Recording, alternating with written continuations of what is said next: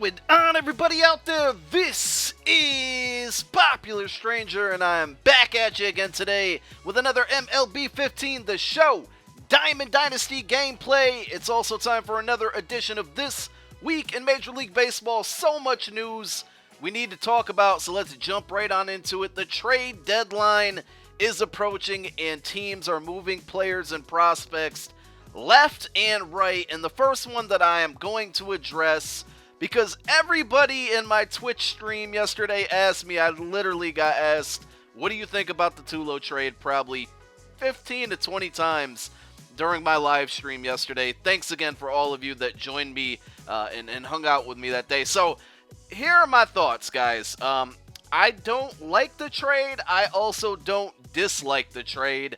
I am okay with the trade. So the Blue Jays got Troy Tulowitzki and LaTroy Hawkins, and the Rockies get Jose Reyes, who I originally thought they would be moving him to get more prospects. Looks like he might hang around, and that's okay. I'm okay with that. We also get, as in the Rockies, because I'm a Rockies fan, prospects Jeff Hoffman, Miguel Castro, and Jesus Tinoco. I don't know how to pronounce his name.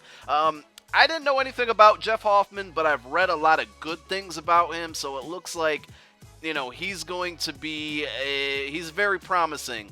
Between him and another prospect that the Rockies have right now, John Gray, who I think at some point will probably get called up this year. I think the future looks bright, but prospects are prospects, and this is with any deal that I talk about in this video. Any deal anywhere, basically. We don't know if they're going to pan out, man. So this is kind of a guess, and I hate to see Tulo go. I really do, but I understand, man. The organization needs pitching, and that's what they basically went after. I mean, Tulowitzki and Cargo, the combination just hasn't worked, man. It has not worked. It's time to try something new, time to try something different. I think this is Nolan Arenado's team now, and kind of started feeling that way as the season has been progressing. So, I don't know, man. I'm happy for Tulo. He freaking hit a bomb yesterday. The Blue Jays won. And then they go ahead and get David Price today, another huge acquisition for the Blue Jays. They had to give up some young arms, though, and that, that's very interesting. I'm trying to think of their names just off the top of my head. I know there's a really good lefty. God, it's just escaping me right now. And I thought I had the alert on my phone, but I guess not. And I'm looking at a website that has all of the deals. And unfortunately, there it is.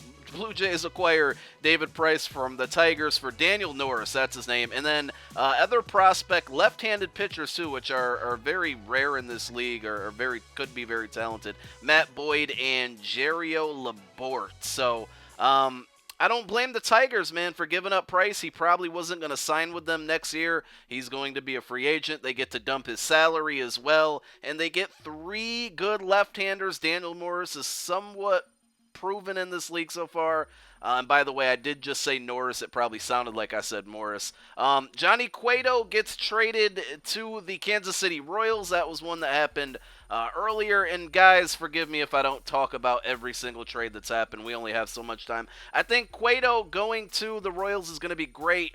His ERA has always been good in a hitter-friendly park, that is Great American Ballpark in Cincinnati. He's now going to Kauffman Stadium, where it's not a pitcher's friendly park, but I mean, it's not as hitter friendly as the Red Stadium is. So I think that Johnny Cueto will be just fine. I got a feeling that the Royals are going to kind of run away with the NL Central eventually. Cole Hamels, he had a no-hitter this weekend. I'm not even going to talk about that. It was amazing. Did you guys see that catch to basically clinch it there at the end? That was insane. But he gets traded to the Rangers, I almost called them the Raiders, for a bunch of prospects that I've never heard of. I thought for sure that the Phillies would try to get Joey Gallo there, but unfortunately did not. So Rangers acquire Cole Hamels, Jake Diekman, and cash for Jorge Alfaro. I'm going to butcher so many names today. Jake Thompson, a pitcher. Nick Williams, an outfielder. Alec Asher, Jared Ecoff, and Matt Harrison. So they got a ton of young players and pitchers. The Phillies did. They're obviously rebuilding, so you know that's good for them, man. I'm happy Cole Hamels goes, though. The Rangers, I don't think the Rangers are going to make the playoffs. The Nationals got Jonathan Papelbon from the Phillies.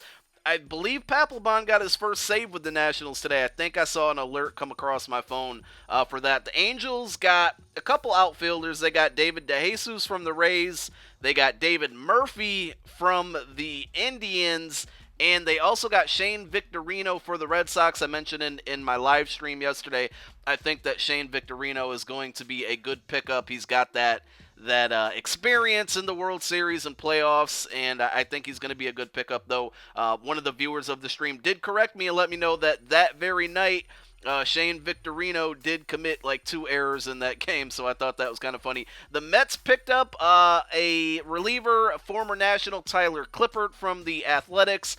We thought they had Carlos Gomez last night. The poor shortstop for the Mets, whose name is escaping me right now, but I'm sure you guys will correct me in the comments, was literally crying on the field. He thought that he was going to be dealt. I bet he had such a stress come off of his shoulders when he found out that deal wasn't going through.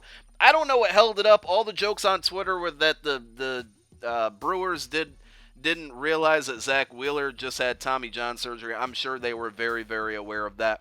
The Cardinals, they got Steve Cishek earlier in the week, and I think that's a very underrated pickup. He was great last year, struggled this year, but I got a feeling he's going to be able to kind of reinvent himself with the Cardinals. Great relievers, probably going to be good in those late innings for the Cardinals as they approach the postseason.